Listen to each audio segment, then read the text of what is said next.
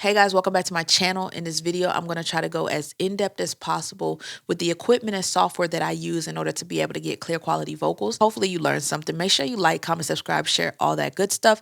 And let's go ahead and get into this video. So what inspired this video was I received a YouTube comment a little bit earlier this morning from a subscriber named Exhaust4246 that says your raw recording was clean. What's your setup? So the first thing we have to talk about is the component that is able to handle everything I throw at it, everything I plug into it. That is going to be my computer of choice. Now, when I chose this computer, I was looking for something that was going to be powerful enough to handle all the plugins, handle anything that I plug into it, like my hardware, as well as me being able to do extra, like make beats, video edit, because I do YouTube content. So the computer that I chose was the 14-inch MacBook Pro, and the processor is the M1 Max chip. And again, I wanted something that was able to handle everything. I know the M3 Max is out, but I don't know, I just didn't feel the need to spend extra money. And this one was on sale for like $2,200. Originally, it was going for like $3,000 at Micro Center. The specs on this computer is it is 64 gigs of RAM and it's 2 terabytes of storage. And again, it's the M1 Pro Max chip. It does everything I need it to do, and I feel like it will last me a couple years to where I don't need to upgrade. I know that I'll get my money's worth out of this. So now let's get into other equipment that I use that actually help me get clear quality vocals, and the first one is my microphone. This is the Latin Audio FC387. You can't quite see it too well because it has this big old gray and red bubbly thing on it. And if you guys are wondering what that is called a vocal isolator, and it's like a portable vocal booth. So, when people go in the booth to record, at studios, this is technically what it's doing, supposed to help with the background noise. Now, this isn't the only thing I rely on to help me with the background noise. There's a piece of software that I use, which I will go more in depth into in a little bit. But that's my microphone, and I have my microphone routed into a mic preamp. But I am using the Warm Audio 273 2-channel British mic preamp. A guy at the music store, he told me to get it. He said it was good, so I got it. These are the settings that I use. I roll off 80 hertz with the high pass knob. My output is a good little bit, not anything too crazy, but it's a little less than half. And then when it comes to the first knob, I feel like that's my gain knob, because the more I turn it to the right, the louder it gets. The more I turn it to the left, the lower it gets. I have it at about 50 only because if I went higher, I was starting to hear more of my room reverb, more of my room noise.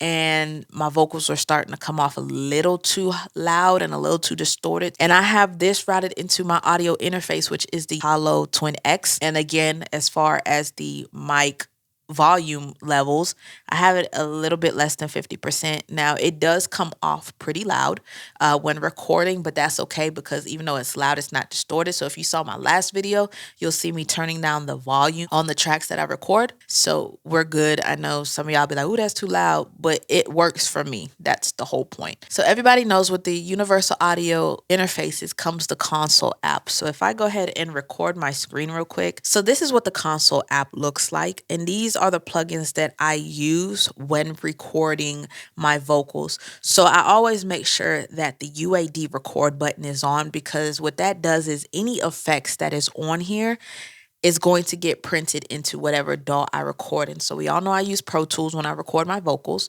So if I had EQ, auto-tune, a noise suppressor, reverb, and delay on here on the console app, and then I record it into my DAW, all of that gets printed in there to where I don't actually have to add those effects in Pro Tools because it's already going to be on the vocals. So it's a pro and a con because, you have it done and it's less that you have to do in Pro Tools, and there's no latency when it comes to this. But the con to it is that when I record, if I record with auto-tune and I miss a note, I can't go and fix it in my DAW. I have to re-record it. So that's the only downside to it, but I still like doing it this way. So now let's get into the software part. And The first software I use, C Suite CVox, and this is my noise suppressor app. So remember earlier I said that the vocal isolator is not the only thing I use to help me with my background noise. I also use this plugin right here. And as you can see, I have the attention at 39 and the ambience at 65. So this plugin helps with background noise. Now, if you remember just a while ago, I stated that this was not the only way that I remove my background noise. I also use this plugin because sometimes I'll have my heater on. I love being in hot. I don't know why. So I'll have my heater on and that will make some noise. And I have this light up here, which is the Amaron 60D, and that also makes a noise. So I don't want any of that to bleed into my microphone. And then we have my auto tune plugin, which everyone knows what auto tune is, so I won't go into it. And then we have the Pultec EP1. It's an EQ. And these are the settings. So if you want to pause the video, you can pause it and take down these settings right here. But this is what I use to print my vocals before starting. So that's why it sounds clear before I add any effects on it. Now, if we go ahead and close out of this, which I actually like it small like this. So if we go ahead and move this to the side and then bring in Pro Tools right here. This is what my Pro Tools setup is like. I told you I'm going to try to go as in-depth as possible. So file type is WAV. My sample rate is 44.1 kilohertz. And the reason I chose that, my sample rate of my audio interface is the same. So bit depth 16, you know, you have three options, 16, 24, 32. I just stick with 16. So when it comes to my HW buffer size, I use 256 samples when recording.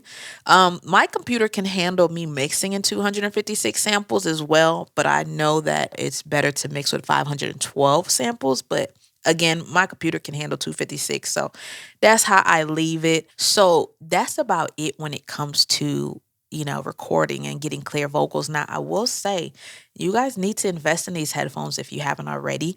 I used to mix in these headphones. I no longer do. I have the Focal Alpha 5s now that I use for mixing, which these are great. The same guy who recommended the mic preamp to me recommended these. Before I was using these, I was actually using some Bluetooth speakers, which I stated in one of my videos. I'll put a little card up top if you want to know some budget-friendly gear to get that I actually know for a fact are good because I've been using it. I was using the CRX3s, the Mackies, and before that, I was actually mixing and mastering in these headphones. And these I live by, I swear by. I will tell you all day, every day. If you're looking for some good headphones, get these.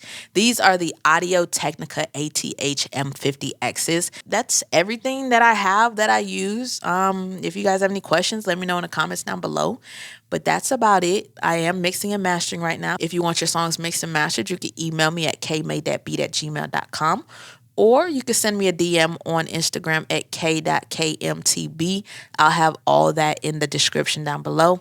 Hope you guys enjoyed. Again, like I said, hope you learned something. If you want to see any other type of videos, let me know in the comments down below. Like I always say, stay safe, stay blessed. And I do want to start telling you, stay consistent and creative, you guys, all right? Until next time, peace.